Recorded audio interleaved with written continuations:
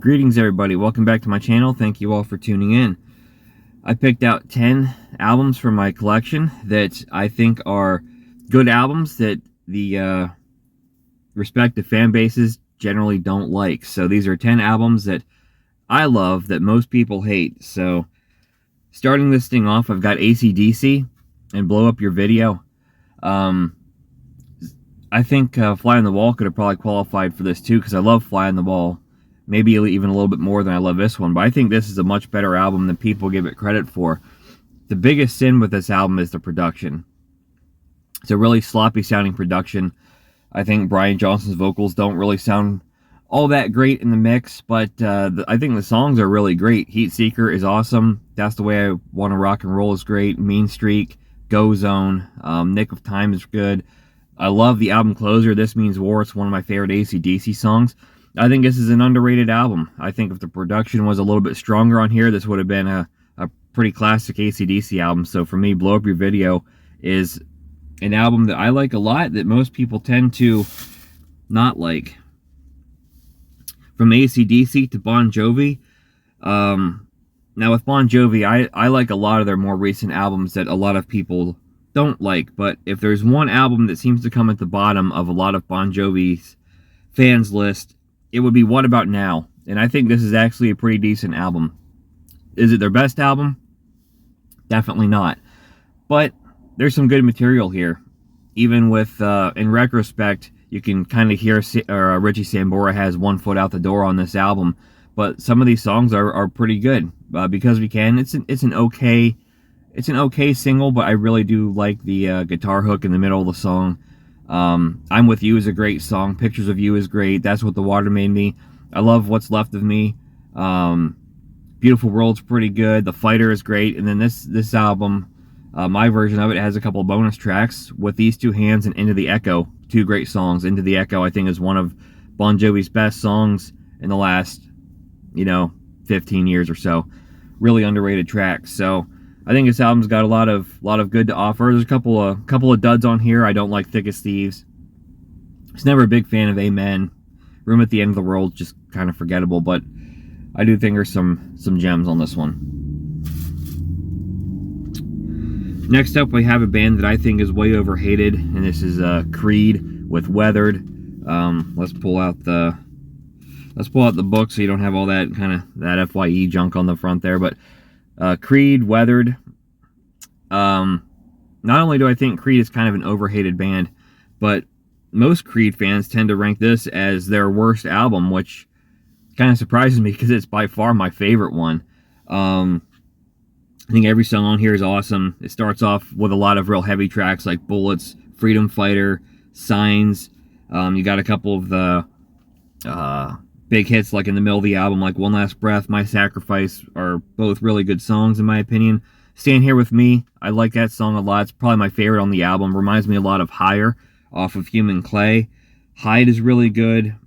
You got a couple of softer songs to close the album out with Don't Stop Dancing and Lullaby. I think this album's just really solid from start to finish. I was actually kind of surprised when I started to read a lot of people's a lot of Creed fans like album rankings and stuff, and I almost always seem to find Weathered at the bottom, and Weathered has always been my favorite one. So my favorite album from Creed, Weathered, is the one that most people say is their worst. Next up, we've got Kiss and their most recent album, Monster.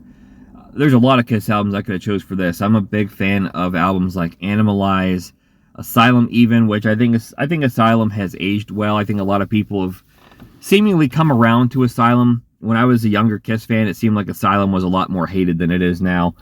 I think Crazy Nights even has its moments. Music from the Elder I do like. But if there's any that I just don't really understand the hate for, it's Monster. I think this is as good of an album as Kiss could have given us at this point in their career, and I'm sure glad they gave it to us. I think there's a lot of banging tracks on here. Hell or Hallelujah is great. Wall of Sound is great. Freak, Back to the Stone Age, Long Way Down, Out of This World, and All for the Love of Rock and Roll. I know people hate those songs just because it's Tommy and Eric singing them, but I don't know, maybe I'm in the minority here. I don't really blame Tommy or Eric for wearing the Spaceman and Catman makeup. That was definitely a Paul and Gene decision. So I think the flack for that should fall on them and not so much on Eric or Tommy Thayer. And I mean, hell, they got, I'm sure they got paid pretty good money to impersonate Ace and Peter for those last, what, gosh, 20 years that they were in the band. Take Me Down Below, I love, and Last Chance, great stuff. I think this album from start to finish, with the exception of Eat Your Heart Out, which is not good, I think the rest of this album is phenomenal, and it's been one of my favorite Kiss albums since it was released. I love this one. So Monster, I think, is a great album. Next up, we got a little Van Halen. Most people seem to say that 5150 is the best album with Sammy Hagar. I don't. In fact, 5150 is my least favorite album with Sammy Hagar. My favorite album with Sammy Hagar is Balance, the one that most people say is the worst. I like this one. I love the tone on this album. I think Eddie's just got a really rich sounding guitar tone throughout this album. There's some really good songs on here. I think the way this album opens up with The Seventh Seal, Can't Stop Loving You, Don't Tell Me What Love Can Do in Amsterdam, great stuff. Got some more gems deeper on the album, like Aftershocks, really good. Take Me Back, Deja Vu, I like. And I'm not sure if this is how it's pronounced, but Balachithrium.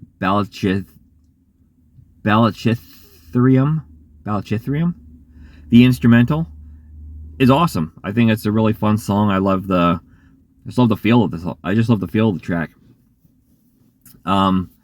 Is it a little bloated? Maybe. I think stuff like Strung Out doesn't really need to be here. I could also do without Not Enough. Maybe Feeling too, but all in all, I don't despise anything on this album, and like every other album they did with Sammy Hagar gives me a couple tracks that I just cannot stomach. 5150 had Summer Nights, which I think is terrible. OU 812 had Sucker in a 3-piece, and Political Blues and Feels So Good.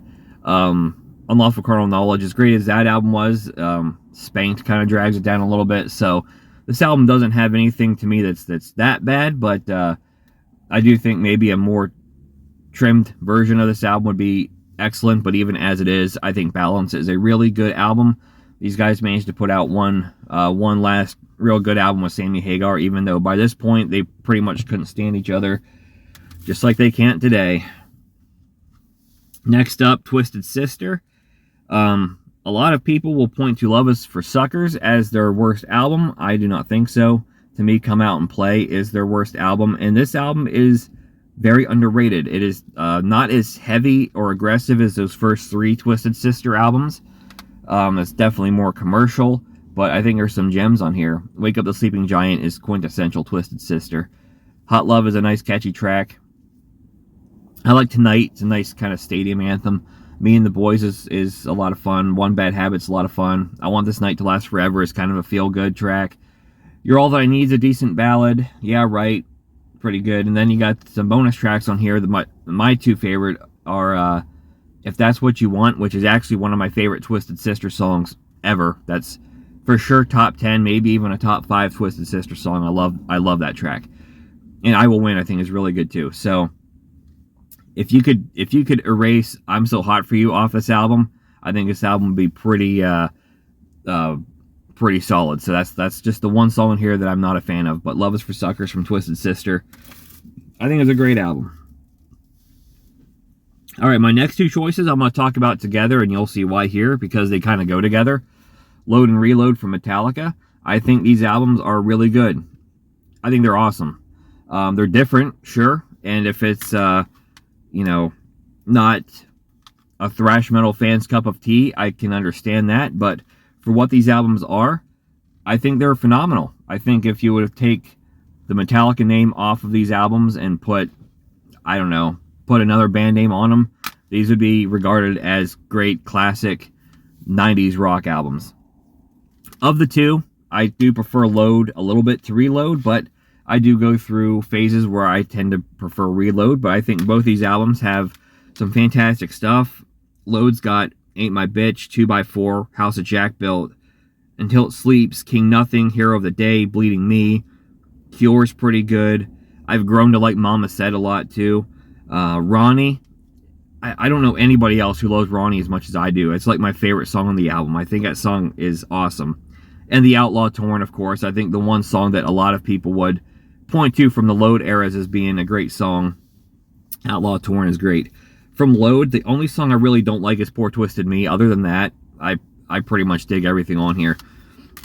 Move to Reload, you've got Fuel, which is the song that kind of got me into Metallica. Back in 2003, that song was used as like the theme song for NASCAR races, and that's when I got hooked into Metallica. The Memory Remains is great. Devil's Dance, Unforgiven 2 I like a lot. For a long time, that was my favorite of the Unforgiven trilogy. I think these days I tend to prefer Unforgiven 1 by just a little bit, but I still love Unforgiven 2. I like Better Than You. I like Bad Seed, Prince Charming. I even like Low Man's Lyric, another song that I don't think anybody else in the world likes, but I love that one. Fixer is great as well. So, yeah, I really dig both of these. Maybe not quite as much as, like, say, Master of Puppets and Ride the Lightning, but these are up there. I really love these albums a lot. Maybe it also helps that I'm not necessarily like a thrash metal fan. I love Metallica. To a lesser extent, I like Megadeth, but other than that, I'm not like a big thrash metal guy, so maybe they're just not as jarring to me, I guess. Plus, I came into Metallica a lot later. Like I said, I became a fan in 2003 when I was 13 years old, so it wasn't like I was a diehard Metallica fan, and then they dropped those on me out of nowhere in the mid-90s, so. All right, next up we got Aerosmith, Just Push Play. This is by far my favorite post Done With Mirrors album. And I would say it's the only album post Permanent Vacation that I can listen to without skipping a track. But I love everything on here. Sure, I think this is probably the most dated sounding album in the entire catalog, but this is the album that got me into Aerosmith too. And I kind of like the fact that it sounds dated. It takes me back. I mean, I don't think there's anything wrong with that, but got some awesome tracks on here. Beyond Beautiful is really good. I love the title track, Just Push Play. I love Jaded, Fly Away From Here, Trip Hoppin', Sunshine. Love Lies is a great deep cut. Light Inside's another really great deep cut. I love that one. So I think this is a pretty darn good album. I quite like Just Push Play. This is a top 5 Aerosmith album for me. I may be the only human being on earth who feels that way, but I love Just Push Play. And last but certainly not least, I have Skid Row's Revolutions Per Minute. Objectively speaking, I can totally see why this is considered a bad album. For a band that gave us a masterpiece like Slave to the Grind, their debut album, and even Subhuman Race, which I'm also a big fan of, this album feels very amateur. It almost feels like something I could have come up with, and that's not saying much because I'm really not that good of a guitar player. But I love it. I don't know why. I just love this album. Disease, I think, is a banging track. Another Dick in the System is fun. Pulling My Heart Out From Under Me, When God Can't Wait. It kind of has like a heavy metal country vibe to it. I like the Alarm cover, Strength. I think that's really good. White Trash is silly, but I kind of like it. Same with You Lie. It's a country song, but heck, I like it. Nothing is my favorite non-Sebastian Bach sung Skid Row song. Love Is Dead and Let It Ride, great songs as well. I think this album's solid. I like it a lot. I still like it to this day. This is probably my third favorite Skid Row album behind Slave and Subhuman, but I don't know too many other people who like this album as much as I do, but I totally understand why most people don't like this album. I think maybe even more than most of the other albums that I have shown you here today. I totally get why this one is not popular, but for some reason, I don't know. I love it. Skid Row's Revolutions Per Minute. And I guess I saw that they're releasing that on vinyl this year, so I'm very tempted to order that when it comes available because I love that one. So there you have it. Those are 10 albums from my collection that I think are awesome that most people don't. In the comments below, if there's any unpopular albums that you love, let me know. If you like this kind of content, please give me a thumbs up, subscribe to my channel for more videos like this in the future, and I'll catch you next time.